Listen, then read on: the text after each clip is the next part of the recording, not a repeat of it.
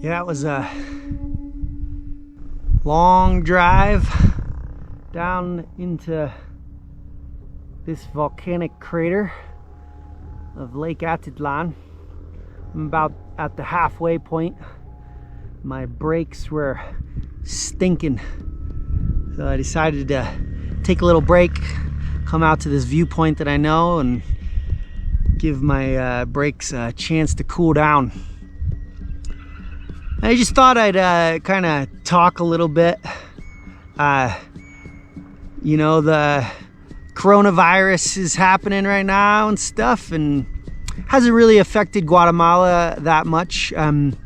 Though yesterday we had our first case here, and it had kind of been increasing like stories, everybody talking about it, like everywhere in the world, but everything was more or less going on as normal.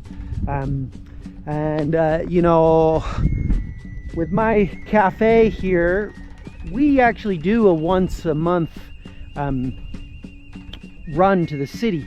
It's just easier, and we fill up, we get all of our bulk supplies once a month, and my trip was scheduled for this coming Monday, and I started hearing these crazy stories about how in the city people were starting to go kind of crazy and everything was disappearing off the shelves, and I was like, oh great, you know, I need to be able to run a cafe. So I jumped in a car and ran to the city last night, and what I can say is I was in the big stores, and definitely there was no TP, and there was no soap, no hand sanitizer. There was low amounts of sugar, almost gone. They were rationing things like milk powder. Several things had rations on them. There was no pastas, and yeah, definitely made me wonder just about the chaos that ensues because of human behavior. I was partaking as well.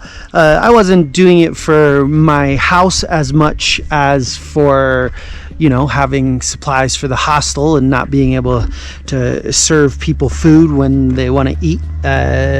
Doesn't really work for a cafe.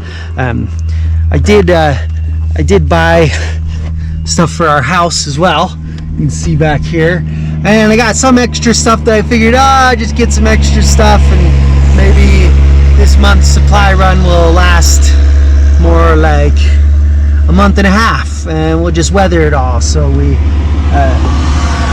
so who knows where it's gonna go.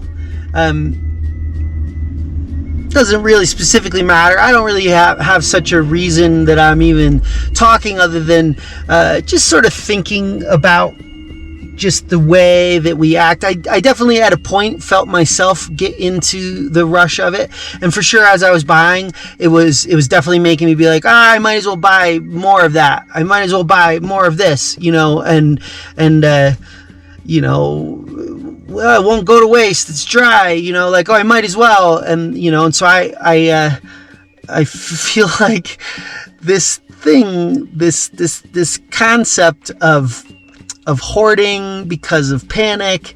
I would not say I was panicked, but I definitely felt preventative, you know, or like I felt like I better do this, you know, because it was crowded. And I wouldn't say that it was hectic in the stores. It was a lot of people, but it was, you know, people were not like out of control or anything, but it definitely, you saw the signs of like, well, if supply chains do stop in a couple weeks, this could be really bad. And you keep seeing these pictures around the country and around the world, I'm sorry, and you know, stores empty in first world nations, and yeah, well, I kind of always had this theory, I still do have this theory, that like Guatemala has a lot of poverty, so it's hard to make people more poor than they already are. And there's obviously wealth here as well, but in general, like, people live much more hand to mouth, and so you don't have this like dramatic, like, people having money and everybody running to the store. Like, there's only some people doing that, and it's the people that have the luxury of being able to afford that. So yeah, today's thoughts on coronavirus.